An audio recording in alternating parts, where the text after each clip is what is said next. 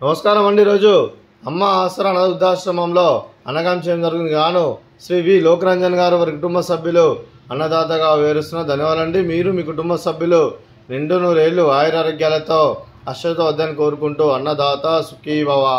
అలాగే ఈరోజు సందర్భం ఏంటంటే మానవ సేవ మహస్సు లక్ష్యంగా 65 మంది నిరాశ్రితులకు ఆకలి తీర్చడానికి శ్రీ వి లోకరంజన్ గారిచే ఆ పరమశివుని ఆశీస్సులతో వైశాఖ మాస భరణి నక్షత్రం శుభ సందర్భంగా నెలవారీ దాతగా ఈరోజు 26/5/2025 నాడు అన్నదానం చేయడం జరుగుతుంది.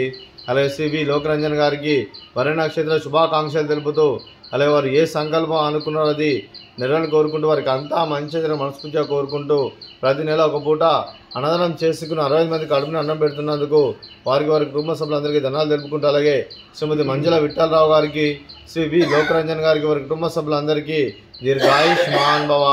మీరు మీ కుటుంబ సభ్యులు నిండు నూరేళ్లు ఆయురారోగ్యాలతో అశ్వతో వద్దని కోరుకుంటూ అలాగే సంవత్సరం తలపెట్టిన అన్ని పనులు విజయం లభించి ఆధ్యాత్మికంగా వ్యక్తిగతంగా ఉన్నత శిఖరాలు అధిరించే శక్తి ఆ భగవంతుడికి ప్రశంసాలు కోరుకుంటూ అలాగే మీకు ఎన్నడితరని ఆయుర ఆరోగ్యాలు అష్టైశ్వర్యాలు సుఖశాంతులను ప్రసంగం దేవుని వేడుతూ దీర్ఘాయుష్మాన్ భవ.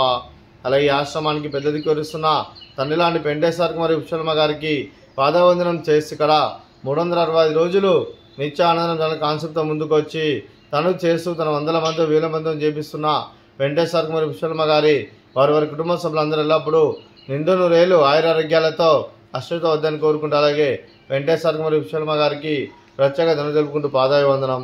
అలాగే ఈరోజు శ్రీ వి లోకరంజన్ గారు మీరు మీ కుటుంబ సభ్యులు అన్నదానం చేస్తున్నారు, మేము అన్నదానం స్వీకరిస్తున్న దాత సుఖీ భవ. అలాగే ఈరోజు అన్నం చేసిన వంటకాలు స్వీట్ బాదుషా, అలాగే ఫ్రూట్స్ బనానా, అలాగే రైస్, అలాగే సోరకాయ కర్రీ, టమాటా పప్పు, సాంబారు.